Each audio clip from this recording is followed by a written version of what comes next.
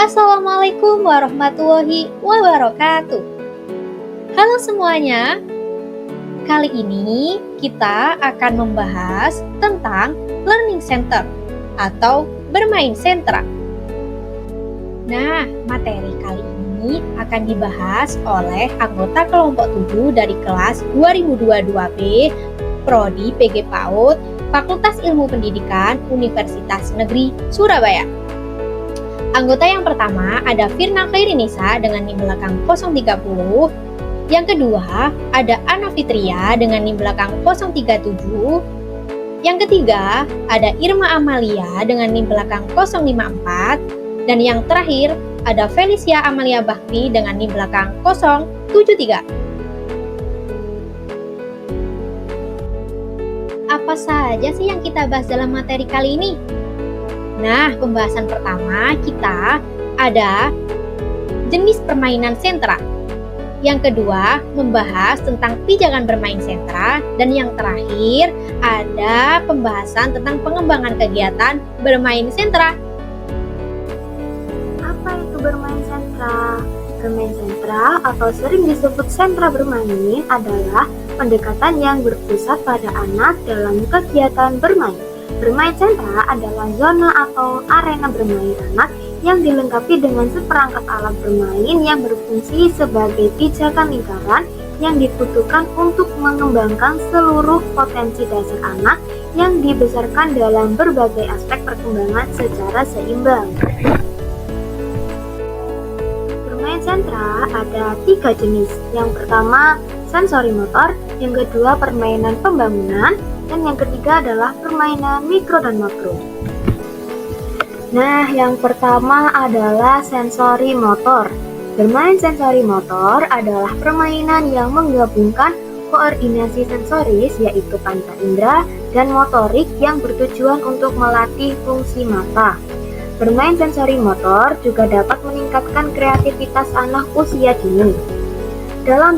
Dalam permainan sensori motor, anak melakukan sesuatu barangkali untuk menikmati sesuatu yang baru dikuasai dan menegaskan kepada dirinya sendiri kemampuan yang baru diperoleh. Misalnya, anak mengayat pasir atau menepuk air dengan jemarinya. Anak akan menikmati efek tindakan ini dan senang atas kemampuan barunya. Bermain ini utamanya dilakukan oleh anak-anak usia lahir hingga 2 tahun, namun tetap penting sepanjang masa kanak-kanak. Kebutuhan bermain sensori motor dipenuhi apabila lingkungan bermain baik di dalam maupun di luar menyediakan kesempatan bagi anak untuk berinteraksi dengan berbagai tekstur, warna, bentuk, ukuran, dan jenis-jenis bahan mainan lainnya. Oke, yang selanjutnya adalah permainan pembangunan. Permainan pembangunan sensori motor adalah jenis permainan yang melibatkan panca indera dan hubungan fisik dengan lingkungan sekitar. Jenis permainan ini dapat meningkatkan kreativitas anak usia dini. Bermain pembangunan merangsang anak menggunakan objek atau bahan bermain untuk menciptakan sesuatu. Misalnya, menggunakan deretan balok besar mewakili jalan, balok kecil mewakili mobil. Terdapat suatu kontinum dari bahan-bahan main pembangunan, mulai dari sifat paling cair hingga ke paling terstruktur. Bila penggunaan dan bentuk dari bahan-bahan main ditentukan oleh anak seperti cat, krayon, spidol, play-doh, pasir, dan lumpur, maka disebut bahan main sifat cair.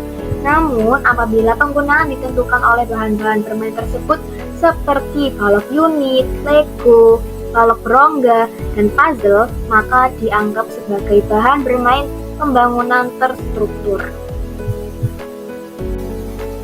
Yang terakhir adalah permainan mikro dan makro. Permainan mikro dan makro dalam konteks anak usia dini adalah jenis permainan yang dapat digunakan untuk mengembangkan kemampuan berbicara dan keterampilan sosial pada anak usia 3-6 tahun. Bermain peran mikro adalah kegiatan bermain peran dengan menggunakan benda-benda kecil yang menyimbolkan sesuatu seperti boneka tangan, boneka jari, atau balok. Sedangkan bermain peran makro adalah kegiatan kegiatan bermain peran dengan menggunakan benda-benda besar yang dapat digunakan untuk menciptakan dan memainkan peran-peran. Misalnya, bermain peran profesi dokter dengan menggunakan stetoskop, replika jarum suntik, buku resep, dan juga pulpen. Erik Erikson menjelaskan dua jenis tentang bermain peran, yaitu bermain peran bisa dilakukan dalam bentuk makro dan mikro. Yang dimaksud dengan bermain peran makro adalah anak yang berperan secara langsung dalam cerita tersebut. Saat anak melakukan main peran dalam bentuk makro atau yang bermain secara langsung, maka anak akan belajar banyak keterampilan pra-akademis seperti mampu memecahkan masalah, mendengarkan, dan mampu bekerja sama dengan teman sebayanya. Dan yang dimaksud dengan bermain peran mikro adalah bermain tidak melibatkan secara langsung. Mereka bermain dengan menggunakan boneka, robot, atau alat permainan lainnya. Pada saat anak bermain peran mikro, maka anak akan belajar untuk menghubungkan alur cerita serta mengambil sudut pandang orang lain. Oke, selanjutnya pembahasan yang kedua, yakni pijakan bermain sentra. Pijakan bermain sentra adalah istilah yang digunakan di sentra untuk menggambarkan dukungan yang diberikan kepada anak-anak selama kegiatan belajar dan bermain.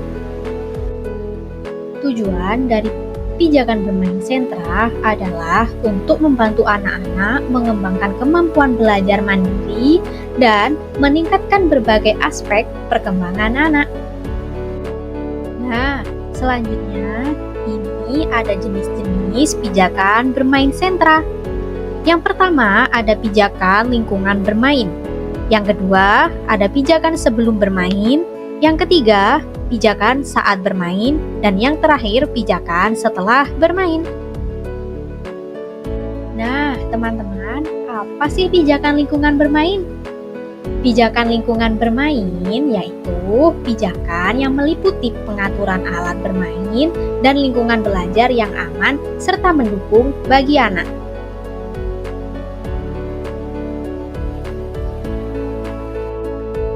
Selanjutnya, apa sih pijakan sebelum bermain? Pijakan sebelum bermain adalah persiapan anak sebelum bermain, seperti memperkenalkan alat, aturan, dan tujuan bermain atau kegiatan. Kalau pijakan saat bermain, apa sih? Pijakan saat bermain adalah pijakan yang memberikan bimbingan dan dukungan selama anak bermain. Yang terakhir ada pijakan setelah bermain. Apa sih pijakan setelah bermain? Pijakan setelah bermain adalah pijakan yang merefleksikan kegiatan belajar dan bermain setelah selesai. Seperti menata kembali alat-alat bermain, umpan balik, memberikan pertanyaan, serta mengulas kembali pengalaman-pengalaman anak setelah berkegiatan. Pembahasan ketiga, pengembangan kegiatan bermain sentra. Pembahasan ketiga. Apa saja sih perkembangannya? Yang pertama, sentra balok. Yang kedua, sentra bermain peran. Yang ketiga, sentra seni. Yang keempat, sentra persiapan. Yang kelima, sentra teknologi. Yang keenam, sentra cooking class. Yang ketujuh, discovery eksplorasi. Yang kedelapan, outdoor. Dan yang kesembilan, impact. Sentra balok. Sentra balok memfasilitasi anak bermain tentang konsep bentuk, ukuran, keterkaitan bentuk, kerapihan, ketelitian, bahasa, dan kreativitas. Bermain balok selalu dikaitkan dengan bermain peran mikro dan bangunan yang dibangun anak digunakan untuk bermain peran. Sentra bermain peran. Sentra bermain peran dibagi menjadi dua, yaitu macroplay dan microplay. Macroplay, sentra bermain peran makro mendukung pada perkembangan bahasa dan interaksi sosial anak. Bermain peran makro adalah bermain peran yang seakan-akan seorang anak bermain sesuai dengan hal yang sesungguhnya. Dan yang kedua, microplay. Sentra bermain peran microplay sama dengan bermain peran makro. Bedanya pada mikro, anak menggunakan miniatur bermain dari kehidupan sosial manusia. Misalnya, anak menggunakan rumah Barbie dan boneka untuk bermain. Sentra seni. Sentra seni memiliki pandangan memberikan kesempatan pada anak untuk mengembangkan berbagai keterampilannya, terutama keterampilan tangan dengan menggunakan berbagai alat dan bahan seperti melipat, menggunting, mewarnai, merakit, membuat prakarya, melukis, dan membuat prakarya dengan menggunakan adonan.